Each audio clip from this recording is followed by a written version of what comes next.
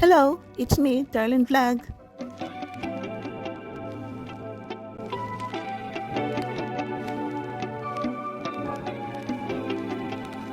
Hello mga katandins, kalingap ka Jomcar.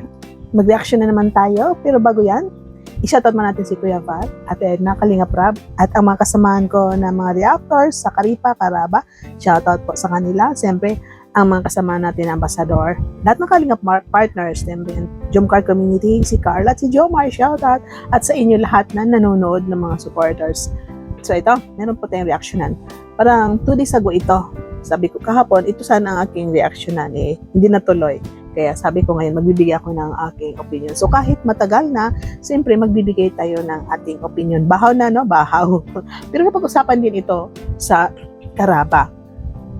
So yun nga po, no? So pwede nyo rin panoorin sa live ni Marzano kasi na-reactionan niya ito. At sa live ni Gingging, si Gingging. At parang na-reaction din ito ni Bupil, itong may nawawala daw na sobre na hindi nakarating sa Kalingap Angels. Kalingap Angel o Kalingap Angels. Yun nga po, baka may bibigyan din. So naalala yung birthday ni Viancy, diba po na maraming pumunta doon sa party. At yun nga po, so ito po ang ating ipaparinig. Siyempre sa buong Mega. And siyempre sa lahat ng mga direktor na nagpapaviral na sila. Matatanda na sila. Ano? 1529.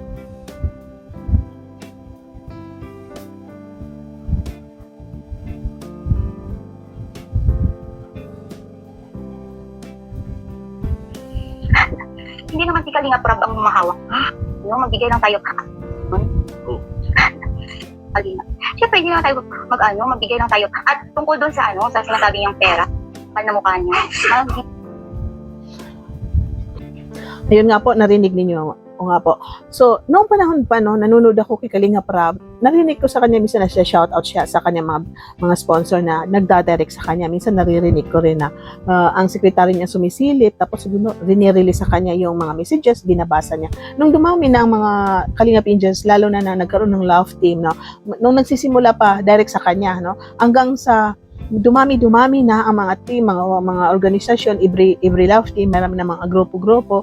Yun nga po, ang naalala ko is direct na kay Kalingap Jomar. Example, dito kay Daluyan, yung ibang love team dito sa Mikris, dinadaan kay Mikoy. Dinadaan kay Daluyan. Minsan dinadaan sa mga naka-scout, katulad kay Tata, dinadaan kay Maria Ligaya, dinadaan kay Tata or kay Daluyan, kay JJ, Kalingap JJ, at kung sino man na naka-scout, or dito sa mga tandem ng Kalingap Angel, yun ang ginagawa. Kasi ito si Kalingap Rab talagang busy siya, wala siyang oras na humawak dito sa mga pira na inaabot sa kanya, wala siyang oras magsilip sa mga dami na messages. So ito na dumadaan sa mga partner, mga love team ng mga angels, katandim nila o sa naka-scout. Abat naman dito sa mga birthday. Kasi nga po, narinig nyo na nabanggit dyan ni sino to, ni Gingging. Pakinggan natin muli. Yan. Kapal na mukha niya. Sige-sabihan mo yan kung anong nalaman mo kasi sobrang sila kanila. Pakinggan natin ulit. Siyempre, hindi lang tayo magbigay lang tayo. At tungkol doon sa sa sinasabi niyang pera sa event na yun. Hindi naman si Kalingap Rab ang humahawak. Hindi naman si Teka. So parang may nabanggit din siya dito, pakinggan natin sa part na isa. So pakinggan po ninyo ito. Tapos signature. Kahit sobre po doon, guys. Pangalan, K. Amount ng ibibigay kung magkano, 18K. Tapos Doon. lagyan po ng signature. Yan, ganyan sila maglista. Pangalan ng team, tapos anong ibibigay, money bouquet, example, tapos amount, tapos signature. Kahit sobre po doon, guys. Kahit sobre po doon, nililista po. Ang laman ng sobre, may may mga amount, nilalagay yan. Ganyan yung maglista doon. Kaya may mga list yan doon sa sa pagbigay. At hindi po nire-remit po kay Kalingap Rab, hindi po si Kalingap Rab. At actually, doon sa pagbibigay naman ng gift at mga cash. Totoo po yun, hindi rin nirimit kay Kalingap Rab. Kasi pagdating doon sa party, di ba mayroong example, malalaki ang event, ang host is ALM, Kung napapansin po natin every time may mga event, nandyan si Alvin, tapos may kasama siya, assistant na sino yung pangalan na, di ba uupo na si Alvin, hawak-hawak niya yung sobre, inaabot ng itong tao, assistant niya yung sobre, binabasa niya, binibigay kay Edo or sa Jomcar, isa-isa, tapos iaabot naman yung bouquet na may pangalan, galing kay sa team na sino, may amount, tapos may mga sobre, mga boxes, mga gift. Hindi po kaya hawakan ni Kalinga Prab lahat-lahat yan. At may nala rin ako noon dito sa Jomcar. Ganun din po nung mag-birthday si Carla sa first birthday, ganun din. Parang sa first birthday ate hindi ang ELM iba, tapos second birthday, 19th birthday ni Carla is ELM ang humawak. Ganun na nangyari po no. Nakapupod din si Alvin, binabasa niya yung mga sobre na inaabot. At sa ibang team, no, love team na may mga host na ELM, ganyan din ang ginagawa niya. Pero itong previous na birthday ni Carla, sa birthday niya ng 20, ang naalala ko is ganito, no, kahit balikan niyo yung birthday ni Carla, nung mag-20 siya, parang, kasi na yun, parang hindi na ELM, ELM din pa rin pala, naalala ko, ELM din ang nag-handle sa birthday ni Carla. Tapos, ang naalala ko, example, tumayo, kasi ito si Marilyn Sabado tumayo, tapos inabot niya mga sobre, may mga pangalan, narinig ko nga, Jomcar Fans for Life, ito ang amount binigay, Team Hopia, itong amount binigay. So hindi si Alvin ang nagbigay, no? Parang ang mga team leader ng mga team ang nagbibigay. Minsan doon sa ibang birthday ganun din, no? Ganun din ang ginagawa, o sino bang host ng programa o sino bang pinagkakatiwalaan diyan na humawak ng pera, ganun din po. So yun nga po, no, na bakit ngayon lang lumabas? Bakit? Kasi ganito po, no? Ipalagay natin, inabot nyo kay Kalinga Prab before the party, baka noon pa, or during the party. Kasi kung during the party, siguro sasabihin niya ni Anrab na doon yun na po ibigay, wag sa akin. Kung before the party, baka tanggapin niya, sige po, ipaparating ko po yan, no? Kasi baka, Rab, ikaw na lang po, kasi nagkataon na doon mo na talaga binigay. Ipalagay natin, hindi natanggap nung araw na yun. Example, nagbigay ka, no? Example, nagbigay ako nung araw na yun, nagbigay ako ng 30, 20. Bakit hindi narinig ang pangalan ko? O, di ba? So, nung araw na yun, pagkatapos kasi mahihiya ka na mag-interrupt during the birthday sa program, after the program or after na ibigay yung pera, hindi mo narinig ang palangalan mo, tatanungin mo yung host.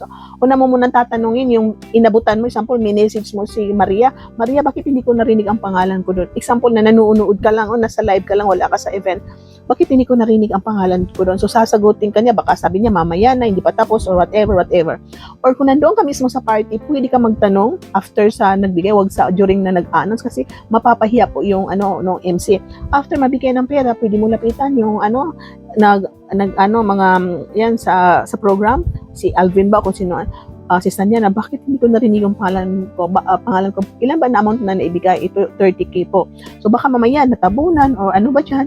Kung hindi nila natanggap, wala po, lahat po na nakalista is nabigay na po lahat, o di ba?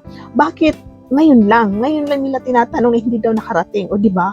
Dapat noon pa, so sinong maniniwala sa inyo? Papayag ka ba na noon daspat na walang pera mo, tapos after 1 year mo na itatanong? Hindi po yun, no? At isa po yung aking klaklaruhin na si Kalinga Prab ay hindi po siya humahawak yan. Kaya sa thumbnail natin, nangyari ba to sa Jomcar? Parang hindi ata, no? Kasi wala ko narinig na ganyan na mga issue na may nawawala at hinahanap ang nawawalang pera kay Kalinga Prab. Parang ngayon lang yung nagkataon sa mga event na in-issue na may hinahanap, no, ni Kalinga Prab daw, which is, alam po naman natin, hindi si Kalinga Prab ang umahawak dyan. So, maniniwala ba tayo? Hindi, no? Kasi dapat nung araw na yan, doon na kayo nagtanong, no? Tinanong nyo sino yan, si Scout, or sabi nila Pitbull, or Red Bull, whatever ball ba dyan. Dapat nung araw na yun, tinanong nyo, bakit hindi nakarating yung pera? Na tuki, galing kay ano ang tuki, kasi mga tuki daw yan, galing kay ano ang tuki. Bakit ngayon lang yun inahanap after many months, no? Kasi November yung birthday, so December, January, March, April, May, 6 months, after 6 months, saka pa kayo mag-issue na hinahanap nyo. So, sino maniniwala? O, di ba po?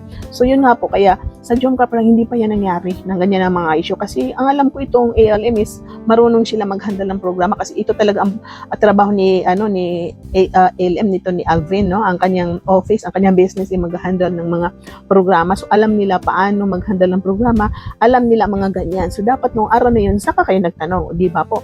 Kung meron man, sino kaya humawak? Imposible naman na sila Alvin, kasi alam nila, tatanungin yan sila, no? Kasi hindi naman pwede sige Kalinga Prab, kayo nga sabi natin, alam naman natin hindi siya humahawak niyan. So sino ba, no?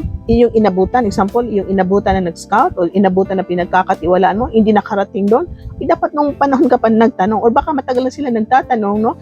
Inaisip ko to, itong mga may-ari ng pira, matagal na nagtatanong, baka sinagot nila nga, ay, hanapin natin, itanong natin kay ganyan, itanong natin kay Rab, o itanong natin kay Alvin, bakit hindi na-announce, itanong natin kay Rab, bakit hindi na-announce, no? So, para siguro matagal na itong siguro nagtatanong na may-ari, matagal na nagtatanong, bakit hindi nakarating, baka ang sagot, itanong natin kay Alvin, itanong natin kay Rab, o no? So, dapat ikaw rin na nagbigay, nasa isip mo na, bakit kay Rab itatanong? Anong araw na yun na mismo, sabi nga ni Gingging, na bago ka pumasok, inaabot yung cash, magkano ang cash na binigay mo, 2,000, tapos galing kay sino, pipirmahan pa daw, no? So, talagang legit. Binidyohan nga niya, no, na nagpumirma daw siya doon, magkano ang binigay nila, tapos ang bouquet, yung magkano ang cash ng bouquet. So, talagang hindi pwede, hindi ka pwede talaga scam doon o magnagaw kasi nga po binibidyohan ka, talagang pwede may tanong. So, iwan ko baka kayo nadadawit siguro ang pangalan ni Rab, baka nagtanong itong may-ari ng pera, tapos tinanong yung silang, yung na ball na yan, tapos ang sagot, kaya nga po hindi na sige, tanungin natin ang LM, tanungin natin si Kalinga Prab. Kaya siguro ang nasa isip nila na hinahanap nila kay Kalinga Prab, which is alam naman po natin, hindi si Kalinga Prab ang humahawak ng bigay ng galing sa mga team, kundi dinadaan sa mga itong mga leader, dinadaan sa kung nakascout ba, katandim ba, o sinong pinagkakatiwala ni Kalinga Prab.